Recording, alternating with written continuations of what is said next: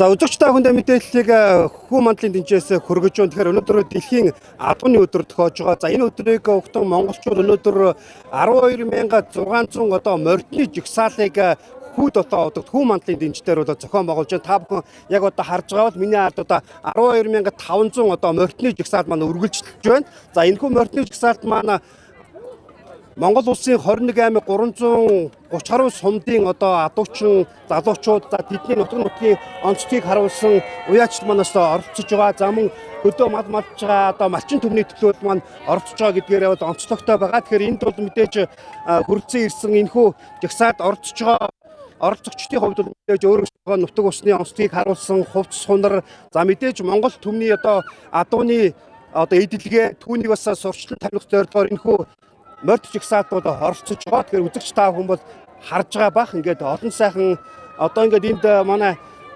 гаднаас ирж байгаа төлөөлөлтөө нөгөө Солонгосын физикал ачаа шоуны оролцогчд маань хүмүүс морьт унтсан энэхүү хүнд жигсаалт ус оролцож байна. За мөн жүжигчид за бөхчүүд маань энэхүү морьт жигсаалт ус оролцож байсан. Тэгэхээр энэ удаагийн бас энэхүү морьт жигсаалтыг зохион байгуулснараа монголчуудын хувьд дэлхийн адууны өдрийг тэмдэглэн өнгөрүүлэх. За энэ удаагийн адууны өдөрт маань 53 орны төлөөлөл мөн оролцож байгаа.